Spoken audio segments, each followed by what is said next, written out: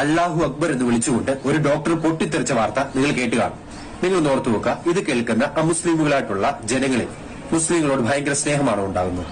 ഇത്രയും നാളും താടി വെച്ച് തൊപ്പി വെച്ചവരെ മാത്രം പേടിച്ചാൽ മതിയായിരുന്നെങ്കിൽ ഇന്നിപ്പോൾ പുതിയൊരു വാക്ക് തന്നെ വന്നിരിക്കുകയാണ്, വൈറ്റ് കോളർ ടെററിസം.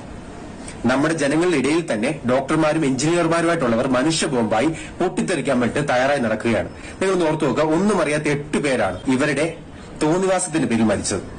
നിങ്ങൾ മനസ്സിലാക്കേണ്ടത്, ഈ തൊട്ടടുത്ത ദിവസമാണ് ആയുധങ്ങൾ കൊണ്ട് ഐസിസിലേക്കുള്ള പോക്കെന്ന് പറഞ്ഞുകൊണ്ട് കേരളത്തിൽ നിന്നും ആയുധങ്ങൾ പിടിച്ചെടുത്തത്.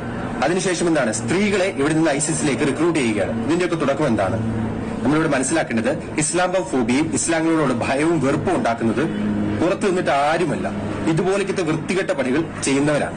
ഇത് മാത്രമല്ല, ഇതിനെ താലിബാന്റെ കേരള ഘടകം എന്നതുപോലെ ഇൻസ്റ്റാഗ്രാമിലെ യൂട്യൂബിന്റെ ചാനലിന്റെ കമന്റ് സെക്ഷനിൽ വന്നിട്ട് ഇതിനെ ന്യായീകരിക്കുന്നവരുണ്ട്. എന്താണെന്നറിയാം, BJP ചെയ്തു വെച്ച കാര്യങ്ങളാണ്, ബീഹാറിന്റെ ഇലക്ഷൻ സമയത്തിലൊക്കെ തന്ത്രങ്ങളാണ് BJPയുടെ.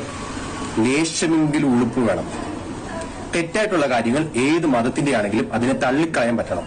അതല്ല എന്നുണ്ടെങ്കിൽ ഈ സോഷ്യൽ മീഡിയയുടെ കാലഘട്ടത്തിൽ നിന്ന് ഇങ്ങനെ പറയുമ്പോൾ അമുസ്ലിങ്ങളായിട്ടുള്ളവർക്ക് ഒരിക്കലും മുസ്ലിമിനോട് ഭയവും വെറുപ്പും ഇല്ലാതെ ഇടകലർന്ന് താമസിക്കാൻ കഴിയില്ല.